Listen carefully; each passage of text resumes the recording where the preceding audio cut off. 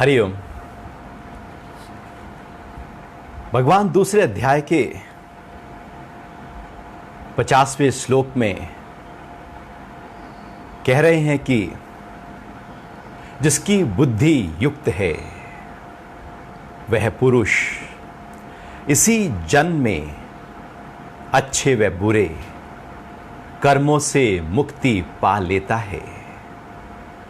इसलिए हे अर्जुन, योग मार्ग का अनुसरण कर। कर्मों में कुशलता ही योग है। कर्मों में कुशलता ही योग है। यह योग की एक परिभाषा, एक अनूठी परिभाषा। यहां पर भगवान 3 बातों की चर्चा कर रहे हैं। पहली बात है कि बुद्धि का युक्त होना। दूसरी बात है पाप और पुण्य के कर्मों से मुक्ति का पा लेना। और तीसरा, कर्मों में कुशलता ही योग है। तो हमारी बुद्धि युक्त होनी चाहिए। युक्त अर्थात जहां से उसको पूरी ऊर्जा मिल रही है, जहां से वो बुद्धि सक्रिय है, जहां से उसमें विवेक पैदा होता है, प्रज्ञा पैदा होती है, जहां से बुद्धि बनती है, वहां से वो जब युक्त होती है। अर्थात हमारी बुद्धि जब बाहर की तरफ जाती है तो भेद लेकर आती है। जब बुद्धि अंदर की तरफ जाती है तो एक भाव लेकर आती है। बुद्धि जैसे ही बाहर की तरफ गई, जैसे हाथ है, हाथ की उंगलियां बाहर की तरफ गई तो 5 भागों में बट गई, और यदि पीछे की तरफ देखें तो एक ही भाग है। बुद्धि भी ऐसे ही है। जब वो बाहर की तरफ जाती है तो इंद्रियों से ऐसे अनेक प्रकार की हो जाती है, लेकिन यदि वो पीछे से कनेक्ट होकर और जहां से उसको ऊर्जा मिल रही है वहां के साथ युक्त हो जाए तो वह योग की अवस्था है। हमें भी अपनी बुद्धि को युक्त करना है और युक्त के भाव में लगातार बनाए रखने की कोशिश करते रहना है। बुद्धि बाहर भाग रही है, बाहर के निर्णयों में जा रही है, और लगता है कि अरे बाहर के निर्णय नहीं लेंगे तो फिर जीवन चलेगा कैसे।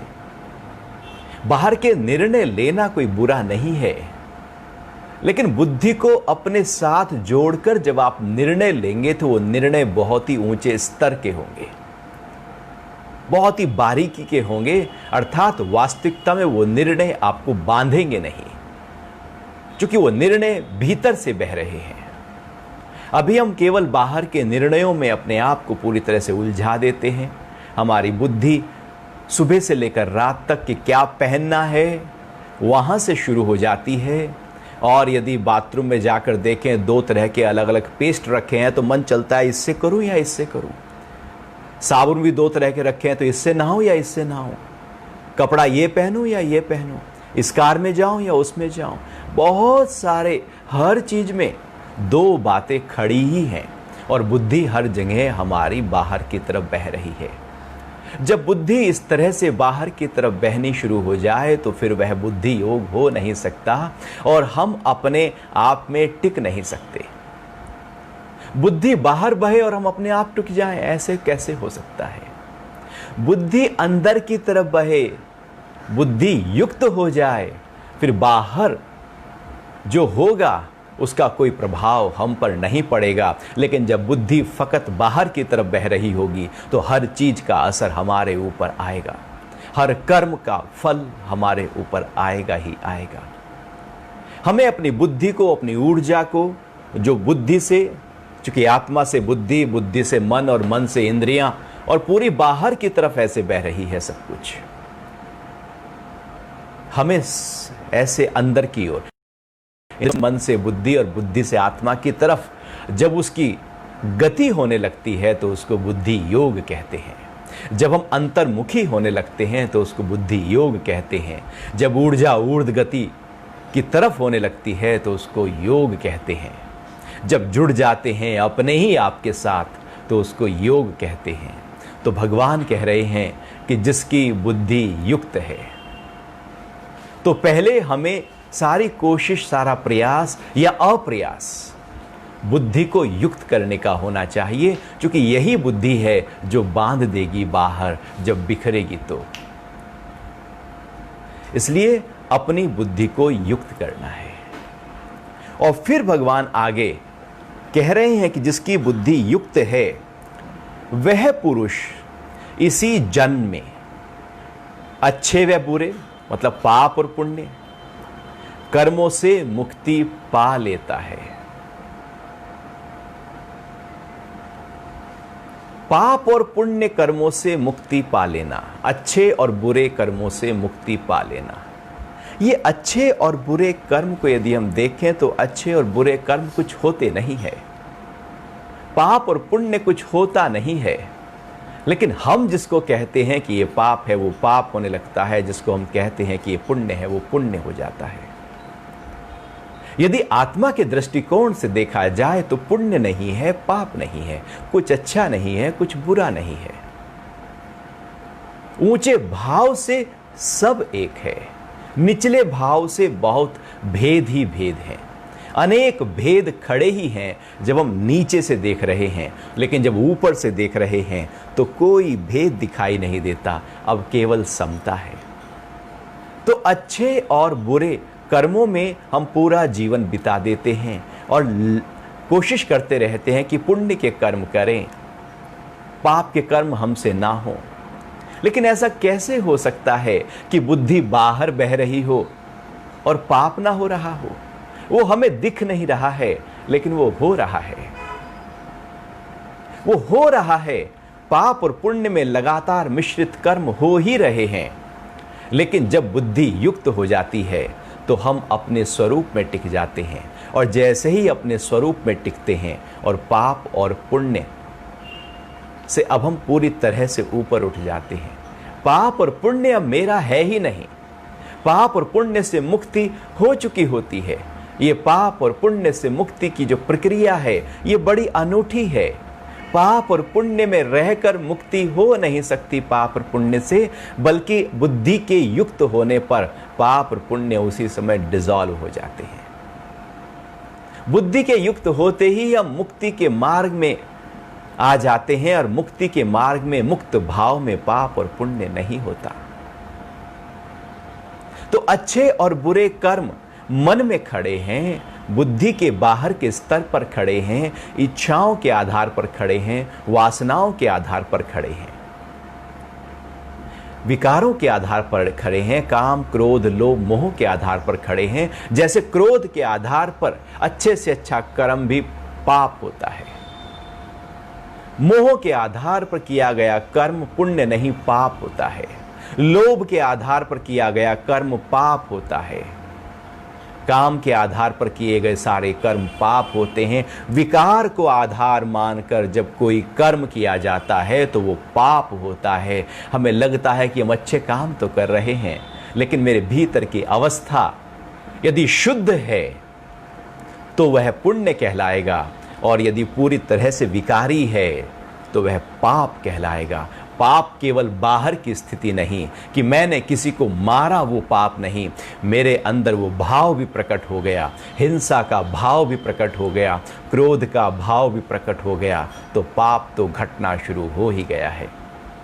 तो पाप और पुण्य जो हैं वो विकार और विकार से ऊपर की स्थिति की अवस्था है। लेकिन यहाँ पर हमें मन और बुद्धि से ही पूरी तरह से ऊपर उठने की बात भगवान कह रहे हैं कि वहां मुक्ति है। और इसी जन्म में, अभी इसी पल, ऐसा नहीं कि इंतजारी करेंगे कि कुछ बहुत अच्छे पुण्य करेंगे तो शायद मुक्ति की यात्रा की तरफ जाएंगे।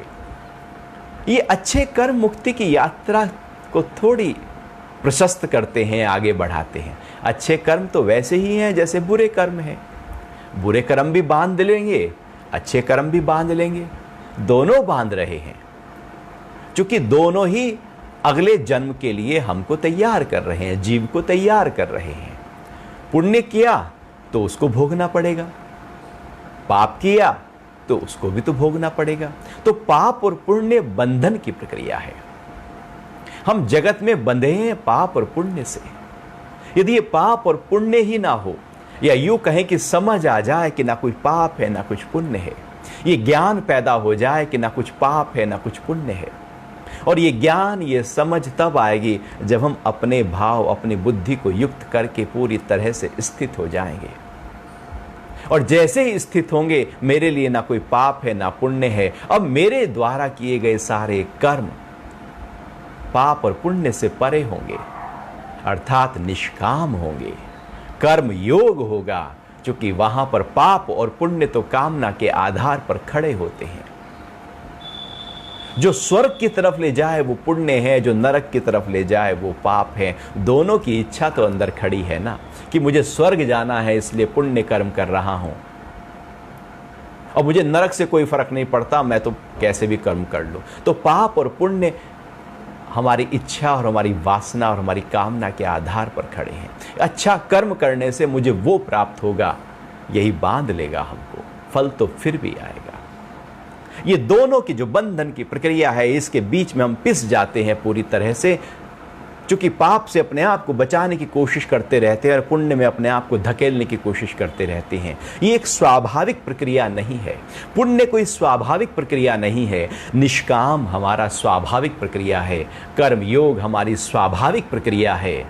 ये पाप और पुण्य तो अस्वाभाविक प्रक्रिया है, जिसको हम करते हैं, जहां पर कर्ता भाव खड़ा होता है कि मुझे पुण्य कर्म करने हैं। और पुण्य कर्म करके जब तक बता ना ले, जता ना ले, उसका अहंकार और पक्का ना कर लें, तब तक तो चैन ही नहीं आता, क्योंकि सारे पुण्य कर्म तो कीर्ति के लिए हो रहे हैं। तो पाप और पुण्य से यदि हम ऊपर उठ गए तो मुक्ति है, और वो मुक्ति मरने के बाद नहीं, क्योंकि मुक्ति का संबंध मरने के बाद नहीं है। यदि अभी है तो है, और अभी नहीं तो हम कभी मुक्त हो नहीं सकते। मुक्ति का संबंध केवल अभी से है, इस पल से है, इस क्षण से है। यदि इस क्षण में हम मुक्त हैं तो हम मुक्त हैं, और यदि मुक्त नहीं तो हम बंधन में हैं।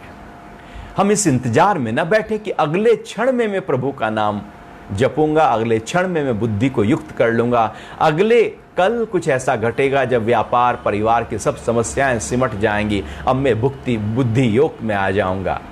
ऐसा नहीं होता। जो मेरा आज है वही मेरा कल होने वाला है। आज को संवारो, कल अपने आप संवरा हुआ हो जाएगा। आज अपने मुक्ति भाव में अपने आप को ले आओ, पाप और पुण्य से अपने आप को ऊपर उठा लो, आप मुक्त हैं ही हैं। और यह तब होगा जब हम पूरी तरह से अपने उस बुद्धि समबुद्धि योग में अपने आप को टिकाए हुए होंगे, अर्थात कर्म योग में होंगे, या योग की अवस्था को हमने पकड़ लिया होगा। यह अवस्था एक अनूठी अवस्था है, क्योंकि पाप और पुण्य से हमको उठा रही है, मुक्त कर रही है, जीते जी मुक्त कर रही है। और जब तक जीवन है हम मुक्त भाव में ही अपने आप को बनाए रखते हैं। मुक्ति का जीवन एक अनूठा जीवन है, इसका आनंद कुछ और है। ऐसे ही समझो कि आप शहर में हैं और बहुत पॉल्यूशन है, पॉल्यूशन लेवल बहुत हाई गया हुआ है। वहां पर जो श्वास ले रहे हैं उसकी क्वालिटी, और आप हिमालय की पहाड़ों पर चले जाएं, वहां पर तो पॉल्यूशन है ही नहीं। वहां पर हवा में जो स्वच्छता है, जो हरियाली है, जो प्रकृति का सानिध्य है, वहां का जीवन, उस हिमालय का शुद्ध जीवन, जो शुद्धता से जल जो पहाड़ों से आ रहा है, स्प्रिंग वाटर, वो वायु, वो दृश्य, और एक शहर और कंक्रीट में रहते हुए जीवन, बहुत अंतर है दोनों में।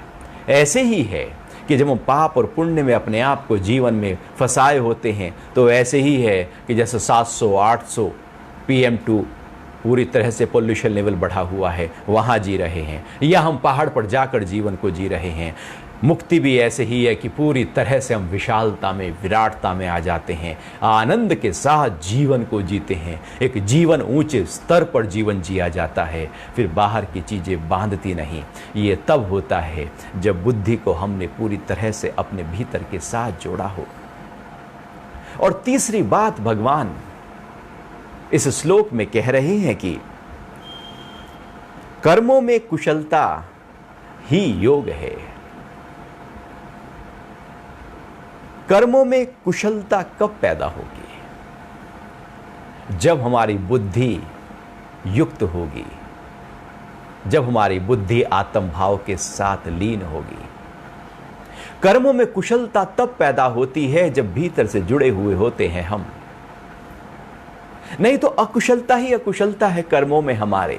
क्योंकि कप रहे हैं हम, हिल रहे हैं हम तनाव में हैं, क्रोध में हैं, डरे हुए हैं, झल्लाहट में हैं, हम काम के वशीभूत होकर कर्म कर रहे हैं, लोभ के कारण से कर्म कर रहे हैं कि मेरा फायदा किस में ज्यादा हो, मोह के कारण से मेरे अपने वालों को मिल जाए, मोह के कारण से कर्म कर रहे हैं। हम कप रहे हैं, हिल रहे हैं, हमारी ज्योति लगातार हिल रही है। और हिलती हुई ज्योति जब कर्म करती है तो वो कुशलता नहीं अकुशलता का कर्म हो जाता है। जब भीतर से हिलकर कोई कर्म किया जाए तो वह कर्म बांध लेता है।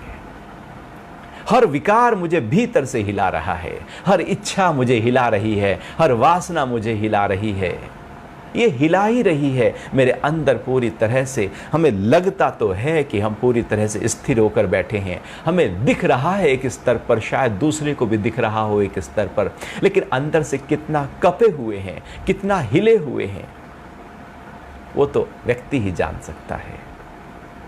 ये अंदर से हिलकर किए गए सारे कर्म पाप कर्म हैं, सारे कर्म बांध रहे हैं, उलझा रहे हैं, फंसा रहे हैं, अटका रहे हैं, बंधन में और पूरी तरह से लेकर जा रहे हैं। इसलिए जब बुद्धि पूरी तरह से प्रखर होती है तो जीवन के महत्वपूर्ण निर्णय एक क्षण में लिए जाते हैं। यदि वो निर्णय देर से किए जाएं तो वही बांध लेगी बुद्धि, क्योंकि अब कपना शुरू हो जाएगा अंदर से, क्योंकि विकार खड़े हो जाएंगे, लोभ खड़ा हो जाएगा, मोह खड़ा हो जाएगा। अब हम अपने आधार पर निर्णय नहीं बल्कि औरों के आधार पर निर्णय लेना शुरू कर देंगे, और शायद निर्णय ले ही नहीं पाएंगे क्योंकि कप रहे हैं हम। कपती हुई ज्वाला जो अंदर की ज्योति है वो कभी भी निर्णय नहीं ले सकती, और लेगी तो गलत लेगी और वही कर्म बांध लेंगे। तो कर्मों की कुशलता तब पैदा होती है जब अंदर से पूरी तरह से ठहरे हुए होते हैं, पूरी तरह से हम एकाग्र होते हैं, जुड़े हुए होते हैं अपने साथ। यदि हम अपने साथ जुड़ गए हैं, ठहर गए हैं, तो आप जो भी कर्म करेंगे वो कुशल हो जाएंगे। कुशलता का मतलब है कि ऐसे कर्म जो बांधे ना पाप की तरफ ले जाएं, ना पुण्य की तरफ ले जाएं, ना अच्छा हो ना बुरा हो। ऐसे कर्म जो कर्म तो हो जाए लेकिन उसका फल प्रकट ना हो। कर्म एक क्रिया बन जाए, कर्म फल वाला ना हो, अर्थात उसकी परछाई ना हो, वो मेरे साथ जुड़े नहीं, चिपके नहीं। ऐसा कर्म जब हो तो वह कर्म दिव्य होता है, वह कर्म निष्काम होता है। और यह बहुत ही प्यारा शब्द है कुशलता। कुशलता शब्द कुश से बना है। कुश मतलब कुशा, एक घास, बहुत ही तीखी घास, एक घास जिससे तर्पण किया जाता है, पिंडदान किए जाते हैं। पितरों के सारे कर्म उसी कुशा को हाथ पर रखकर, उसी घास को हाथ पर रखकर उसको बहुत ही शुद्ध माना जाता है, और उसी कुशा के आसन पर बैठा भी जाता है, उसी का कुशा का आसन बनाकर। तो वह बहुत ही महत्वपूर्ण घास मानी गई है।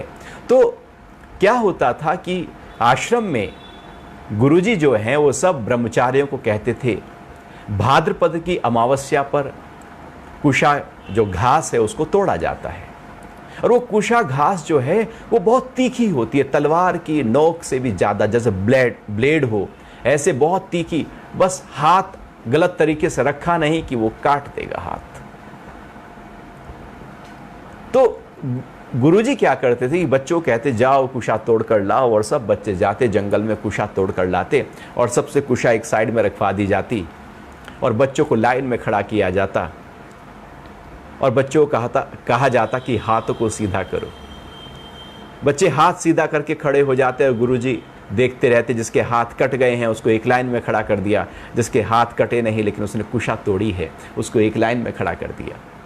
जिन्होंने कुशा तोड़ी और उसका असर उनके हाथों पर नहीं आया, एक जरा सी लकीर भी नहीं आई, इतना परफेक्टली उस कुशा उस घास को उखेड़ा है, उनको उपाधि दी जाती थी कुशल। कुशा तोड़ी है लेकिन ये कुशल है, उसका असर नहीं आया। और यहां पर वही शब्द प्रयोग किया जा रहा है कि कर्म हो जाए लेकिन उस कर्म का फल ना हो। ऐसे कुशलता के साथ कर्म जब हो जाए वही अवस्था योग है। हमारी कोशिश भी हमारे कर्मों में कुशलता की होनी चाहिए। ये कर्मों की कुशलता तब पैदा होगी जब हम भीतर से समबुद्धि योग में होंगे।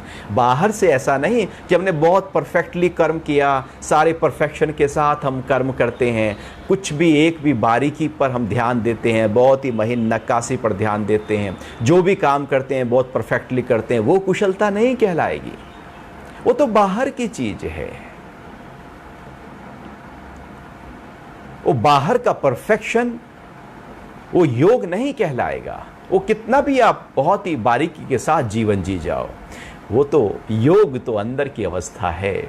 जब बुद्धि पूरी तरह से अंदर के साथ जुड़ी हो, उसके बाद जो भी कर्म होंगे आपको परफेक्शन के साथ कर्म करने नहीं पड़ेंगे। वो कुशलता अपने आप प्रकट हो जाएगी। आपको कुछ करना नहीं है।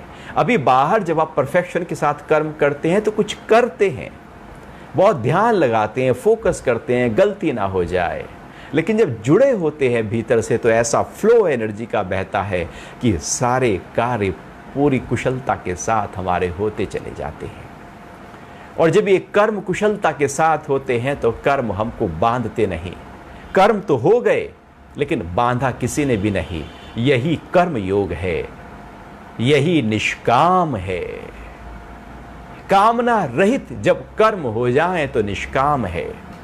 कामना तब पैदा होती है जब हम मन में खड़े हैं, बुद्धि में खड़े हैं, हम गीता पढ़ रहे हैं, मेरी कामना है कुछ, हम ज्ञान चर्चा कर रहे हैं, कुछ कामना है, तो निष्काम नहीं है, सकाम है। निष्काम कहा जा सकता है, कह तो हम कुछ भी सकते हैं। हम तो पाप कर्मों को भी पुण्य ही कहते हैं, हम तो बुरे कर्मों को भी ढाक कर उसको कहते हैं कि यह अच्छा कर्म था, और उसको पूरी तरह से किसी ना किसी तरह से जस्टिफाई करते हैं कि ये तो मैंने बहुत अच्छा कर्म किया है। वो पाप कर्म ऐसे ही होता है। तो जैसे ही हम अपनी बुद्धि के साथ पूरी तरह से जुड़ जाते हैं, अब हमारे द्वारा जो कर्म हो रहे हैं वो पूरी तरह से निष्काम कर्म होते हैं। कुशलता वहां पर पैदा हो जाती है। अब वो कर्म हमको बांधते नहीं, अर्थात कर्मों का फल जाकर इकट्ठा नहीं होता। और जब चित्त में जाकर कर्मों का फल इकट्ठा ही नहीं होता तो वही अवस्था मुक्ति की है। तो योग कर्मसु कौशलम, कर्मों की कुशलता ही योग है। यदि ये कर्मों की कुशलता भी उन योगियों के लिए बहुत ही विशेष है जो कहते हैं कि मैं सब काम छोड़ूं तो बात बने, रिश्तेदारों को छोड़ूं तो मैं अपने आप में आऊं, संबंधियों को छोड़ूं तो अपने आप में आऊं। फिर वो क्या करते हैं कि जो 4 संबंधी रह गए उन पे सारा फोकस कर देते हैं। फिर कहते हैं व्यापार को कम करूं तो शायद मैं अपने आप में टिक जाऊं, और फिर बाहर सोसाइटी में कम जाऊं तो अपने आप में टिक जाऊं। जितना समेटूंगा अपने आप को शायद मैं उतना योगी बन जाऊंगा। कर्मों को छोड़कर योगी नहीं हो सकते, कर्मों से भागकर योगी नहीं हो सकते। भागना योग में नहीं टिका सकता, जागना योग में टिकाता है। भगवान कह रहे हैं सारे कर्म करो, हमें ही तो करने हैं। कर्तव्य कर्म हमारे द्वारा तो होंगे, और कौन करेगा? हमारे कर्म हम ही तो करेंगे। क्या क्या छोड़ोगे? खाना छोड़ोगे, सोना छोड़ोगे, क्या क्या छोड़ोगे? सब करना है, सब करो, लेकिन समबुद्धि योग से करो, कर्मों की कुशलता के भाव से करो, जुड़कर करो, सब करो, कुछ छोड़ना नहीं। हर कर्म कुशलता के साथ जब हो तो सारे कर्म निष्काम हो जाते हैं। जब निष्काम भाव भीतर प्रकट होता है तो हर कर्म निष्काम बहने लगता है। जैसे क्रोध अंदर प्रकट होता है तो सारे कर्म क्रोध से ही होते हैं। इच्छा अंदर होती है तो सारे कर्म इच्छा से होते हैं। जो विकार अंदर है उसी विकार से सारे कर्म होते हैं। यदि निष्कामता, इच्छा रहित अवस्था भीतर प्रकट हो गई, आत्म भाव में हो गई, तो सारे कर्म वही इच्छा रहित हो जाएंगे, निष्काम हो जाएंगे। निष्काम कर्म किए नहीं जाते, घटते हैं, होते हैं, प्रकट होते हैं। हमारे द्वारा फिर जो होता है निष्काम होता है। योगः कर्म सुकौशलम, कर्मों की कुशलता योग है। अर्थात भगवान कह रहे हैं कि किसी काम को छोड़कर योगी नहीं बनना, कर्मों को कर कर योगी बनना है। जो भी कर्म सामने है, प्रकृति से है, जो भी कर्म कर्तव्य कर्म है, जहां आप जन्मे हैं, जो आपकी जिम्मेदारियां हैं, सब पूरी करो, लेकिन जुड़ जाओ अपने साथ। जैसे भगवान श्री कृष्ण राजा भी है, सब कुछ कर रहे हैं, भगवान राम सब कुछ कर रहे हैं, लेकिन जुड़े हुए हैं अपने आप के साथ। अपने आप से जुड़कर सारे कर्म कुशलता वाले हो जाते हैं। अब कोई भी कर्म हमको बांधता नहीं। अगला श्लोक भगवान अध्याय 2 का 51 श्लोक कह रहा है कि भगवान कहते हैं, जिनकी बुद्धि युक्त है ऐसे ज्ञानी जन कर्म फलों को त्याग कर जन्म बंधन के दुखों से परे होकर परम पद को प्राप्त हो जाते हैं। जिनकी बुद्धि युक्त है। फिर वही बात भगवान और गहरे रूप में अच्छी तरह से प्रकट कर रहे हैं, पेश कर रहे हैं और कोशिश कर रहे हैं कि अर्जुन बुद्धि युक्त हो जाए, अपने स्वरूप के साथ जुड़ जाए। क्योंकि जिनकी बुद्धि युक्त है ऐसे ज्ञानी जन कर्म फलों को त्याग कर, अब कर्म फलों को त्यागने की प्रक्रिया कि मैंने त्याग दिया, आप जो त्यागोगे उसको ज्यादा कसकर पकड़ लोगे। जिस घर को त्यागोगे वो घर और अच्छी तरह से अंदर घुस गया है। जिस काम धंधे को त्यागोगे वो और अच्छी तरह से अंदर घुस जाएगा, अचेतन मन में और ज्यादा पकड़ मजबूत कर लेगा। जो जो त्याग रहे हो समझो कि उसको और कसकर पकड़ रहे हो। तो कर्म फलों को त्याग कर, ये कर्म फल त्याग की प्रक्रिया है, कर्मों की कुशलता की स्थिति। बुद्धि योग में आते ही कर्म फलों का त्याग हो जाता है, खुद ब खुद हो जाता है। हम कैसे त्यागेंगे कर्मों के फल को? हम तो त्याग ही नहीं सकते। मन में खड़े होकर कर्मों के फल त्यागे जा सकते हैं क्या? वासनाओं में खड़े होकर, इच्छाओं में खड़े होकर, हाँ, दुनिया को कहने के लिए हम कह सकते हैं कि मैंने समेट लिया है अपने आप को बाहर से, अब मेरा ध्यान उस ओर जाता नहीं है। लेकिन जब ये कह रहे हैं कि उस ओर नहीं जाता, तो इसका मतलब है कि वो ओर तो कहीं ना कहीं अंदर पड़ा है ना। वो बिल्कुल आपके अंदर से रजिस्टर ही ना हो तो समझो कि ध्यान उधर नहीं जाता। यदि सूक्ष्म रूप में भी पड़ा है तो ध्यान तो जा रहा है ना। जब बुद्धि योग में हम होते हैं तो कर्मों के फल पूरी तरह से त्याग में हो जाते हैं, क्योंकि कर्म ही कुशलता से होने लगते हैं। और जब कर्म कुशलता से होते हैं तो फल होते ही नहीं, फल का त्याग खुद ब खुद हो चुका होता है। तो जिनकी बुद्धि युक्त है वो ज्ञानी जन, ज्ञानी जन कह रहे हैं भगवान। ज्ञानी जन अर्थात जो बुद्धि को भीतर की तरफ लेकर जा रहे हैं वो ज्ञानी है। क्योंकि ज्ञान भीतर की तरफ प्रकट होता है और विज्ञान बाहर की तरफ प्रकट होता है। जब ज्ञान के साथ वी जुड़ जाए तो वो बाहर की प्रक्रिया है, और जब केवल ज्ञान है तो वो भीतर की प्रक्रिया है। ज्ञान का मतलब ही है आत्मा का ज्ञान, अपने स्वरूप का ज्ञान, जो मैं हूं उसमें टिक जाने का ज्ञान। और जब हम उसको विज्ञान कहते हैं तो हम बाहर, अर्थात बाहर जो साइंस हम कहते हैं, जब वी विशेषण जुड़ जाता है तो वह विज्ञान कहलाता है। अब वो प्रकृति का ज्ञान हो गया। तो ज्ञानी जन जिन्होंने केवल अपने आत्म भाव में अपने आप को टिकाया है वो ज्ञानी जन है। तो जो ज्ञानी जन हैं उनके अंदर, अर्थात जो आत्म भाव में टिक गए हैं, उनको कर्म फल परेशान नहीं करते, बांधते नहीं हैं, अटकाते नहीं है। वो त्याग हो चुका होता है। जन्म बंधन के दुखों से परे हो जाते हैं। ये जन्म और जो बंधन है, जन्म और मृत्यु है, ये जो बंधन की प्रक्रिया है, इससे परे हो जाते हैं। हम ही तो कहते हैं बंधे हैं, ये जन्म मरण बंधा है, ना कुछ जन्म होता है ना कुछ मृत्यु होती है। ये जन्म मरण केवल एक अवधारणा है। आत्मा का जन्म होता ही नहीं तो मृत्यु कैसे होगी? आत्मा कभी बंधती ही नहीं है, कभी बंधन में आई नहीं है, आज तक नहीं आई, तो उसकी मुक्ति कैसे होगी? हमारे ये शब्द ही गलत हैं कि उसकी आत्मा मुक्त हो गई है। जो पहले से ही मुक्त है वो और मुक्ति कैसे? अब हथकड़ी है नहीं तो मुक्ति तो कहलाएंगे। अब उनका और मुक्त हो गई, ये और मुक्त थोड़ी कोई शब्द होता है। आत्मा पहले से ही मुक्त है, लेकिन जब हम आत्म भाव में आते हैं तो भान हो जाता है कि मैं तो मुक्त हूं। आत्मा में आते ही, उस स्थिति में टिकते ही हम मुक्ति को प्राप्त हो जाते हैं।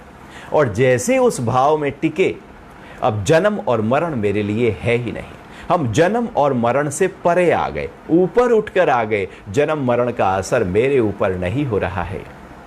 ये तो शरीर के स्तर पर घटेगा। ये केवल बहुत ही स्थूल स्तर पर जन्म और मरण घटने वाला है। जो मैं हूं उस स्तर पर तो जन्म और मरण लेश मात्र भी प्रभावित नहीं करता। रत्ती भर भी आत्मा पर जन्म और मरण का प्रभाव नहीं होता, क्योंकि जन्म और मरण आत्मा में होता ही नहीं है। जैसे सूरज के आगे अंधेरा होता ही नहीं है, ऐसे ही आत्मा के आगे जन्म मरण होता ही नहीं है, क्योंकि आत्मा तो हजार सूर्य की तरह प्रकाशवान है। तो जैसे ही हम उस भाव में टिक गए हैं, अभी जो जन्म मरण का भाव है, जो हमारे चित्त में पड़े हुए संस्कारों के आधार पर पैदा होता है, हमारे कर्मों के आधार पर, इच्छाओं, वासनाओं और विकारों के आधार पर जन्म मरण होता है, हम उसकी पूरी की पूरी प्रक्रिया से ही हट गए हैं। जैसे धरती पर हैं तो मक्खी है, मच्छर है, बदबू है, और आप ऊपर चले जाएं, चांद पर चले जाएं, तो धरती की सारी चीज़ों का प्रभाव आपसे अब प्रभावित आपको करेगा ही नहीं, क्योंकि आप बहुत ऊपर चले गए हैं। ऐसे ही जन्म और बंधन से हम बहुत ऊपर आ गए हैं, आत्म भाव में आ गए हैं। ये आत्मा बहुत पास है, लेकिन बहुत दूर भी है। जब आप उसमें टिक गए तो आपको लगेगा, अरे ये इच्छाएं, ये वासनाएं, ये विकार तो बहुत दूर कहीं रह गए और मेरे लिए तो वो है ही नहीं। लेकिन यदि इच्छाओं वासनाओं में आए तो आत्मा मेरे लिए बहुत दूर हो गई। ये है बहुत नजदीक, लेकिन है बहुत दूर। तो जन्म और बंधन की जो प्रक्रिया है, ये एक अवस्था है। यदि हम इसमें खड़े हैं, टिके हैं, तो जन्म और बंधन है मेरे लिए, लेकिन यदि आत्म भाव में है तो मैं उससे परे हो गया हूं। तो भगवान वही कह रहे हैं कि जन्म बंधन के दुखों से परे होकर, अब हर व्यक्ति चाहता है कि उसके जीवन में दुख ना हो, दुख ना हो, मोह रहे, क्रोध रहे, लोभ रहे, इच्छाएं वैसे ही रहें, वासनाएं कम ना हो, सब कुछ वैसा ही रहना चाहिए और दुख नहीं होना चाहिए। हम कुछ ऐसी ही उल्टी कुछ कल्पना करने में रहते हैं, कुछ पूरी तरह से हम ऐसा जीवन को सोचते हैं कि ये तो रहे लेकिन उसका जो असर है वो ना आए, कि अग्नि तो हो लेकिन उसका ताप ना हो। ऐसा थोड़ी होता है, वो तो उसके साथ आएगा ही आएगा। वो तो कॉम्बो पैक होता है ना, एक के साथ एक आएगा ही आएगा। ऐसे विकारों के साथ दुख आएगा ही आएगा, इच्छाओं के साथ दुख आएगा ही आएगा, वासनाओं के साथ दुख आएगा ही आएगा, वो आएगा ही आएगा। लेकिन यदि आप उस जन्म और बंधन से ही ऊपर उठ गए तो दुख भी अपने आप चला गया। इस जीवन को दुखों से उठाना हो, दुख पूरी तरह से एकदम दग्धबीज करने हो, स्वाहा कर देना हो, तो उसके लिए हमें अपने आत्म भाव में आना होगा। उसके अलावा कोई और तरीका नहीं है दुखों को दूर कर लेने का। दुख खड़े ही हैं, छोटे रूप में, बड़े रूप में, छुपे रूप में, प्रकट रूप में खड़े ही हैं। वो है ही हैं। वो दुखी चीजें करती ही रहेंगी हमको। कभी सुख आ जाएगा, कभी बहुत ही दुख के बिल्कुल दलदल में हम चले जाएंगे। लेकिन इस दुख से ऊपर उठना हो तो भगवान कह रहे हैं कि सम बुद्धि योग को अपना लो। दुख हमारा कुछ भी बिगाड़ नहीं पाएंगे। दुख वहां पर है ही नहीं। जैसे रोशनी में आ जाओ, अंधेरे में आप हट गए, अंधेरा है ही नहीं।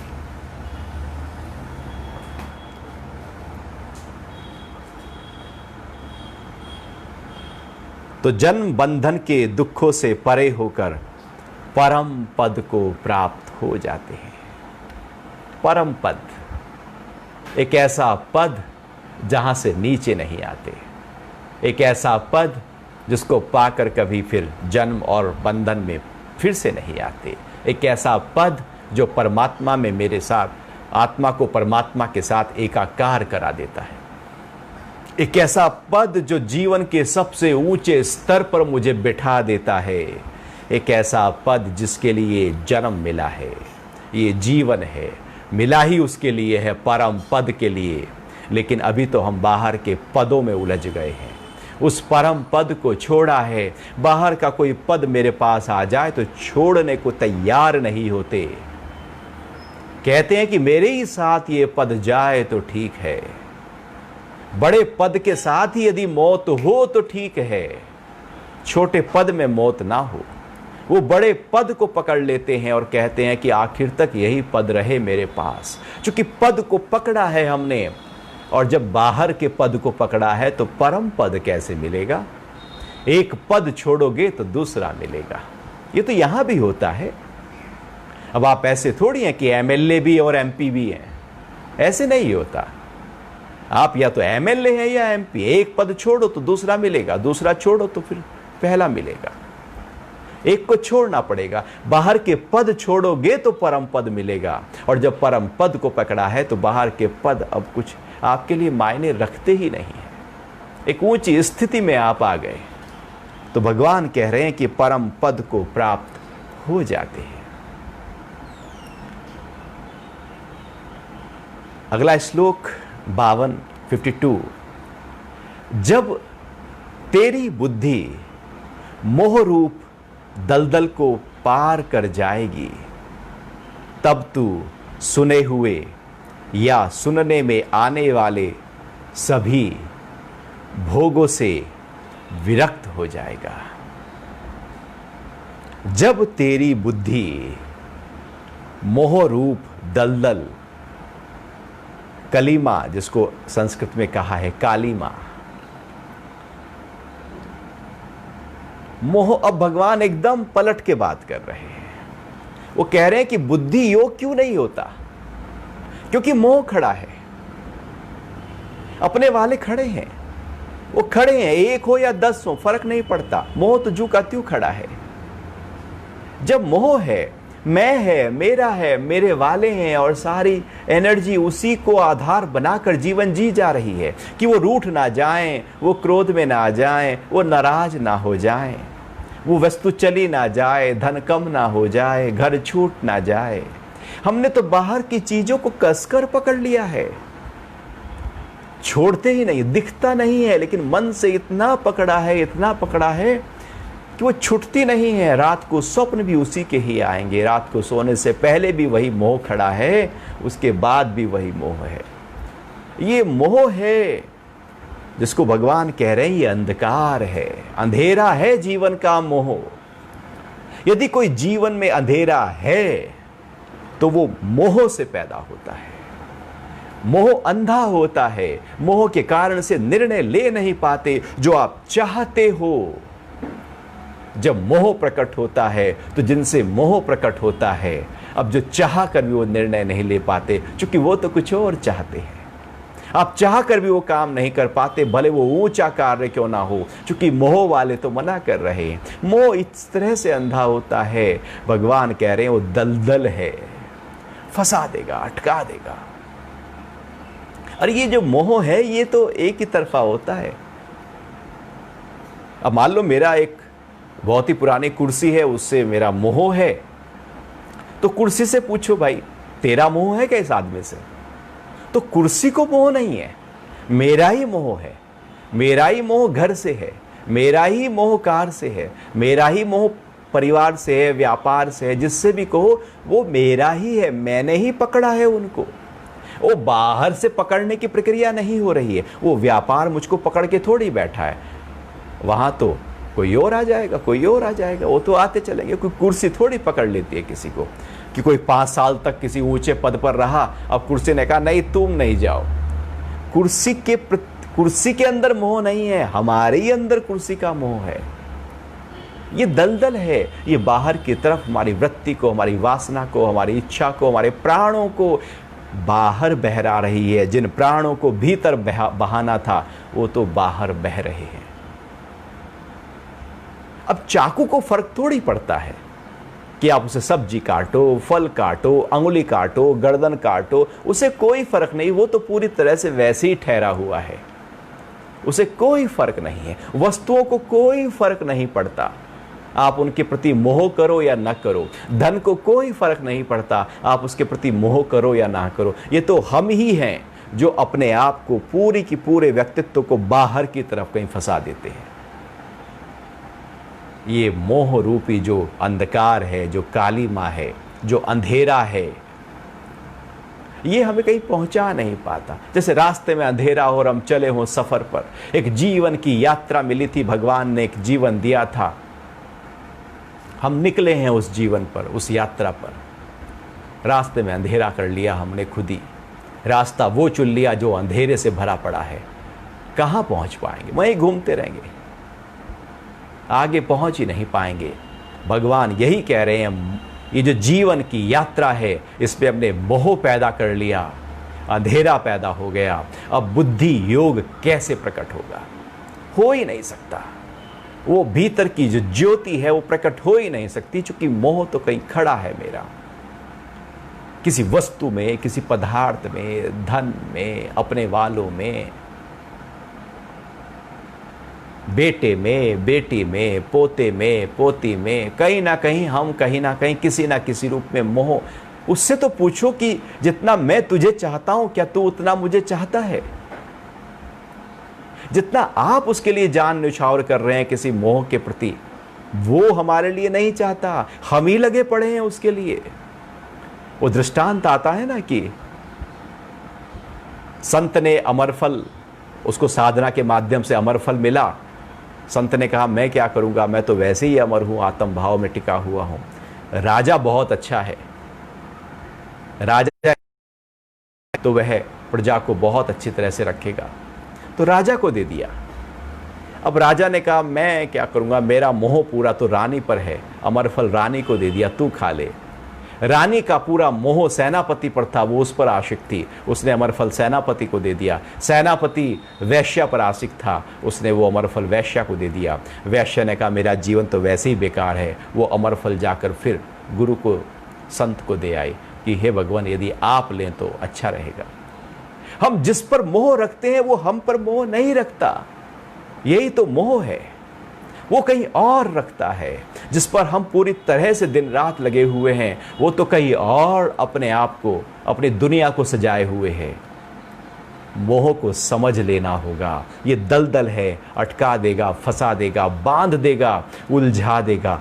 हम उलझ जाएंगे क्योंकि हमने मोह पैदा किया था। तो भगवान कह रहे हैं कि जब तेरी बुद्धि मोह रूप दलदल को पार कर जाएगी। दलदल को पार करना कठिन होता है। दलदल तैर के थोड़ी पार की जाती है। दलदल तो ऐसा होता है कि कोई पकड़ कर ही निकाले तो निकल सकती है, कोई खींच कर निकाले, झटके से निकाले तो निकल सकती है, नहीं तो यदि कोई उतर कर दलदल से निकालने लगे तो वो भी दलदल में चला जाएगा। ये दलदल ऐसा, ये मोह ऐसा है, निकलता नहीं। इसलिए गुरु जो हैं वो ऐसे झटके से निकाल देते हैं, एकदम पकड़ कर निकाल देते हैं। ये दलदल से अपने आप निकलना मुश्किल होता है, कोई चाहिए निकलने के लिए, और लेकिन हम अपने आप को उस मोह में, वो बुद्धि पूरी तरह से मोह के कारण से अंधकारमय हो जाती है। फिर कर्मों की कुशलता नहीं होती, जीवन में सकाम ही सकाम होता है। मोह खड़ा हो, निष्काम हो नहीं सकता, हो ही नहीं सकता, क्योंकि वो अंदर की अवस्था है। तो जब दलदल से पार कर जाएगी तब तू सुने हुए या सुनने में आने वाले सभी भोगों से विरक्त हो जाएगा। वैराग्य की अवस्था, सारे पदार्थ, वो पदार्थ जो इस जन्म में मिले हैं, वो पदार्थ जो आप परलोक में चाहते हैं, वो पदार्थ जो बाद में चाहते हैं, भविष्य में चाहते हैं। अभी ये पद नहीं, बाद में मिल जाएगा। अभी धन कम, बाद में मिल जाएगा। जो सुना है, अभी उतनी मेरी स्वतंत्रता नहीं, बाद में शायद मिल जाएगी। जो है पदार्थ वो, और जो सुनने में आए हैं वो, सबसे विरक्त हो जाना, वैराग्य के भाव में प्रकट हो जाना। और ये वैराग्य का भाव भी ऐसा ऊंचा भाव, आत्मा में जब आप आत्मा में टिक जाते हैं तो वहां वैराग्य नहीं होता, आप ही आत्म भाव में हैं, वैराग्य किया जाता है। आप विरक्त हैं पूरी तरह से, एक ऊंची अवस्था। राग, जो राग है उससे दूसरा शब्द वैराग है। ये वैराग वो नहीं, हम किसी चीज को यदि हम राग करते हैं और फिर कहते हैं नहीं इससे तो मेरा वैराग्य हो गया, वो जो वैराग्य है, अब वैराग्य वो चीज से मेरा राग नहीं रहा, अब हमने उसको पकड़ लिया, उससे मेरा वैराग्य हो गया, अब उसको पकड़ लिया है हमने। ये राग और वैराग हमने बाहर की ही चीजें हैं। जब हम आत्म भाव में आते हैं तो विरक्त हो जाते हैं हर पदार्थ से, अर्थात मेरी बुद्धि किसी भी पदार्थ की तरफ भागती नहीं, दौड़ती नहीं, उसको चाहने की इच्छा नहीं करती, चूंकि आत्म भाव में टिके हैं।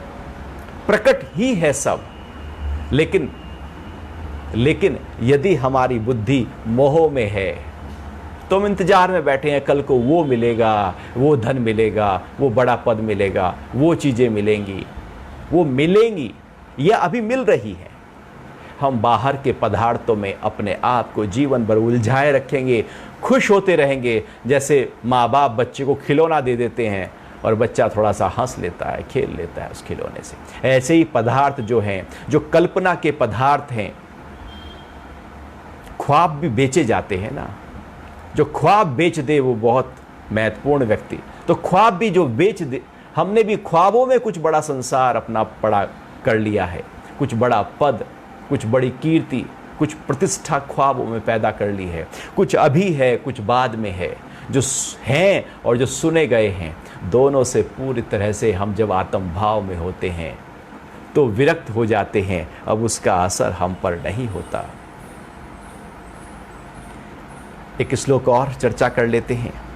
भगवान कह रहे हैं कि अनेक श्रुतियों के सुनने से विचलित हुई तेरी बुद्धि जब समाधि में अचल और स्थिर हो जाएगी तब तू योग की अवस्था को प्राप्त होगा। अनेक श्रुतियों के सुनने से विचलित हुई, ये जो बाहर से श्रुति ज्ञान है ना, हमारा जो बाहर का ज्ञान है, शब्दों का ज्ञान है, शास्त्रों का ज्ञान है, इसका सुना हुआ, उसका सुना हुआ, ये जो बाहर के शब्दों का जंगल हमने इकट्ठा कर लिया है, अनेक श्रुतियां, ये सारे वैदिक परंपरा के जितने भी शास्त्र हैं, श्रुति है, स्मृति है, उनसे बुद्धि में विचलितता पैदा होती है, बुद्धि बाहर की तरफ जाती है। ज्ञान कोई शब्दों में थोड़ी होता है। शब्द तो पूरी तरह से बिल्कुल निरर्थक हैं, निर्जीव हैं, मृत हैं। जब आत्म भाव में हम टिके होते हैं और वो शब्द आ रहे होते हैं तो वो शब्द वाणी बन जाते हैं। जब चित्त से बह रहे होते हैं तो वो शब्द शब्द बन जाते हैं। लेकिन ये सारे शब्द जो हैं, जो श्रुतियों से बाहर से आए हैं, ये तो व्यक्त ज्ञान है, जिसको भगवान पहले भी कहा है। वेद की बात जब कर रहे थे कि बाहर से, शास्त्रों से जो आप ज्ञान इकट्ठा किया, गीता से, उपनिषद से, ब्रह्मसूत्र से, अष्टावक्र से, वो जो शब्दों का ज्ञान है उसमें बहुत ज़्यादा रस होता है, व्यक्ति उलझ जाता है, क्योंकि लच्छेदार भाषा होती है, बहुत ही ऊंची भाषा होती है, उसमें एकदम मन मोहित हो जाता है। भगवान कह रहे हैं उससे कुछ होने वाला नहीं है, शब्दों का संकलन हो जाएगा, इकट्ठा हो जाएंगे शब्द सारे, एक बहुत बड़ी लाइब्रेरी आपके अंदर तैयार हो जाएगी, मेमोरी बहुत ज़्यादा स्ट्रांग हो जाएगी आत्मा के शब्दों से, लेकिन कुछ होगा नहीं उससे। क्योंकि अनेक श्रुतियों के सुनने से विचलित हुई तेरी बुद्धि, बुद्धि में विचलन पैदा कर दी है। वहाँ ये लिखा है, वहाँ ये लिखा है, उसने तो ऐसा बोला, उसने तो वैसा बोला, उस गुरु ने तो ऐसा बोला है, उस गुरु ने तो ऐसा बोला है। ये मेरे गुरु का ज्ञान नहीं, ये मेरे गुरु का ज्ञान है। ये ज्ञान दो थोड़ी होते हैं, ज्ञान तो ज्ञान होता है। कोई मेरा गुरु और तेरा गुरु भी नहीं होता। गुरु तो गुरु होता है, जो आत्म भाव में टिक जाए वही गुरु होता है। ना गुरु स्त्री होता है, ना गुरु पुरुष होता है, ना गुरु का कोई नाम होता है, ना गुरु का कोई भेद होता है। गुरु गुरु होता है जो आत्मा में टिका है। यदि हम भेद करें तो फिर हमारी बुद्धि विचलित है, विचलन में है, चूंकि द्वैत तो हमने खड़ा किया हुआ है। दो भाव तो हमने पहले से ही खड़े कर दिए हैं। वो जो दो भाव खड़े हैं वो एक में कैसे लेकर जाएंगे? भगवान कह रहे हैं जब तेरी बुद्धि जो बाहर की श्रुति ज्ञान से पैदा हुई है,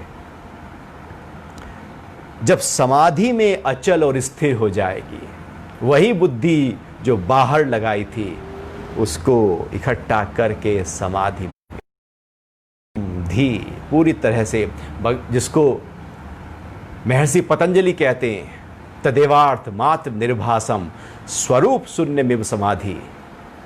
जब पूरी तरह से केवल लक्ष्य और लक्ष्य दिखाई दे, अपना जो स्वरूप है वो शून्य जैसा हो जाए, ना इच्छा हो, ना वासना हो, ना मन हो, ना बुद्धि हो, ना समय का पता हो, ना शरीर का पता हो, केवल वही आत्म भाव और केवल आत्म भाव ही आत्म भाव जब अनुभव होने लगे, उस अवस्था को समाधि कहते हैं। तो जब समाधि में अचल हो जाएगी, उसमें फिर हिलेगी नहीं, वो लो लगातार समाधि में टिकी रहेगी। जब बुद्धि लगातार समाधि में, मन पूरी तरह से आत्मा में, बुद्धि आत्मा में, इंद्रियां भी उसी ओर, सब कुछ पूरी तरह से उसी ओर टिका होगा, वही अवस्था समाधि की होती है। भगवान कह रहे हैं जब समाधि में अचल और स्थिर हो जाएगी, तब तू योग की अवस्था को प्राप्त करेगा। यदि बुद्धि ही बाहर के शब्दों में अटक गई, भले वो ज्ञान के हों, वो ज्ञान के शब्द मुझे अंदर से टिकाने के लिए हैं, बाहरी उलझने के लिए नहीं है। शब्दों का परफेक्शन के लिए ज्ञान नहीं है। ज्ञान शब्द से ऊपर उठकर उसके अर्थ और उसके भाव, तज्जपर्थ तदर्थ भावनम पतंजलि कहते हैं, शब्द को नहीं पकड़ो, उसका अर्थ पकड़ो, उसका भाव पकड़ो, उस भाव में टिक जाओ। तो जब हमारी पूरी तरह से बुद्धि बाहर से हटकर समाधि की स्थिति में स्थिर हो जाएगी, अचल हो जाएगी, वह अवस्था योग की है। अब हम योग को प्राप्त हो जाएंगे, और ये योग ही तो मुक्ति है, कैवल्य है, ये योग ही तो परम पद है, ये योग ही तो आत्म अवस्थिति है, ये योग ही आत्म साक्षात्कार है, ये योग ही है जो मैं हूं उसको पालूं। ये तब होगा जब जुड़ जाएंगे अपने आप से, और यदि अपने आप से नहीं जुड़े तो फिर ये प्रकट कभी हो नहीं सकता। हम बुद्धि योग में कभी आ नहीं सकते, क्योंकि हमने तो अपने आप को बाहर की तरफ ले गए हैं। योग का मतलब है पूरी तरह से इकट्ठा होकर अपने साथ जुड़ जाना। संसार का मतलब है बाहर बाहर, बस बाहर की ओर ही जुड़े रहना, अब ये अब वो, बस बाहरी कामों में उलझे रहना। ये कामों में उलझने के लिए जीवन नहीं है। ये जीवन तो यूं ही मुट्ठी में रेत की तरह निकलता जा रहा है। कब उस कर्म योग और निष्काम भाव में हम प्रकट होंगे? तो भगवान कह रहे हैं उसको सब छोड़ो, मन को स्थिर करो, आप अभी योग में स्थित हो गए।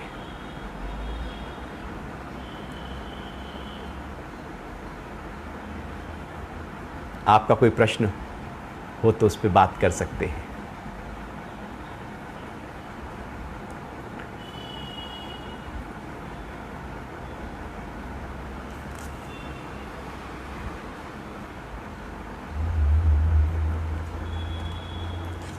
अब यहां तक भगवान ने पूरी तरह से योग की अवस्था में कैसे टिके उसकी बात की। अब जब पूरी बातें भगवान ने बता दी, हर तरीके से बता दी, वो ऊंचे से ऊंचा ज्ञान दे दिया, इसके बाद अब अर्जुन की जिज्ञासा पैदा हुई। वास्तविकता में जिज्ञासा अब पैदा हुई है अर्जुन की। जो श्लोक है 54, अर्जुन के कुछ प्रश्न हैं, वो ऊंचे प्रश्न करते हैं जिनकी चर्चा हम अगली बार करेंगे।